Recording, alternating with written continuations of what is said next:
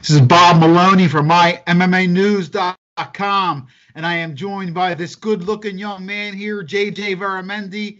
And JJ, man, how you been? I know you got a kickboxing fight coming up, and before we even talk about the fights, just tell me how things are going, how's training, how's your body feeling, and what's going on. I feel great, and actually, it's a full Rules Muay Thai fight. But yeah, I feel great. I've never felt better. This is like I feel like a born again. Like I'm doing everything all over again. I feel like I'm in the best shape of my life. I can't ask for anything more than what I am right now. All right, well, let's go back because I talked to you before you were in a tournament, and things didn't work out too good there. Just tell me quickly what happened. I know they had to do some overturning things. It was kind of sketchy coming back from the pandemic, so I know some things were kind of scattershot, but at least you got to get in the ring. Just give me a little synopsis of that event and what happened and where we are now today with it. Yeah, so we went down to Nashville to fight in this tournament, and I ended up fighting in the finals for the gold, and the fight was going great. I was doing everything I needed to do to win, and I got him into 2 standing 8s in the second round and then in the third, and somehow he still walked out with the win. It made no sense to not just me, but to him, to his coaches, to the ref in the middle, and to the audience, and everybody was in shock. Like, what the hell? That makes no sense. But the good thing about it is you live and you learn, and you only can take a learning experience from everything that happened there. So. All right. Well, listen. Before we move on to bigger and better things in your next fight, talk to me. How's KRUU Maisonet doing? How is the team? And tell me. I know this is your first. You had the tournament, so this is your first fight like one-on-one with your new team and family. And I know that you've been loving it there. I've been following you on social media, and it looks like you're really not just enjoying yourself, but you're improving. So tell me about that, about school and your family. The way you explained it perfectly. That's my family right there. I had my family home and I had my family there, and it all sinks into one. And I can't wait to put out this show that in Peekskill, New York, and show us everybody what we've been training and working so hard on. At the end of the day, what we go out there to do is to leave the Maisonet Muay Thai stamp out there, and that's what's gonna happen May 7th. Great. So AKBF Fight League in Peekskill, New York. Yes. You're taking on Matt March.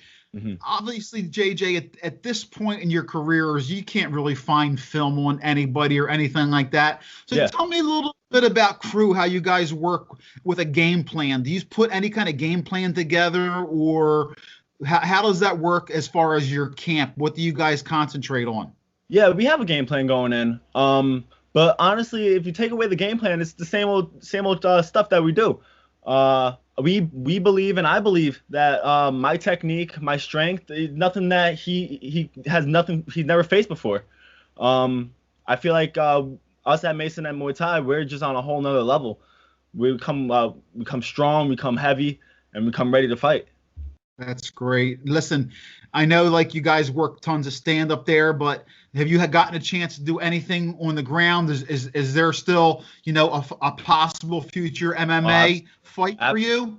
Absolutely. There's always a possibility, and it's a big goal of mine to get in the cage very soon. Very soon. But like I said last time, I really want to really get this Muay Thai thing down as good as I possibly could get. I love this art. It's just a beautiful thing. It's as real as it comes. It's great. Well, listen, I've got to be ringside to see you perform a couple of times, and I love watching you fight. You go out there and take no prisoners, and that's what you guys do. And you've always performed well, and you always have a good time. And when I see fighters in there enjoying themselves, in the heat of battle, it just gives me that appreciation. And I know that's how your entire team are. Joe Vasquez, who I know is part of the family, he is just a beast, and he was very impressive in his MMA debut. And when I see him, I say, I can't wait to see his buddy JJ in there. So I hope that comes in the future. Yeah, he's a freak of nature. He's one of the freakish athletes you're ever going to see, Joel Vasquez. But man, my best to you and KRUU and the whole team. Give some shout outs to your training partners and the guys who are helping you prepare. Is there anybody else from your team on this card? Yeah, Reginald Carter. He's actually fighting for the belt the same night. And that's gonna be a beautiful fight. He's gonna put on a show out there. His art form is just as great as it could get.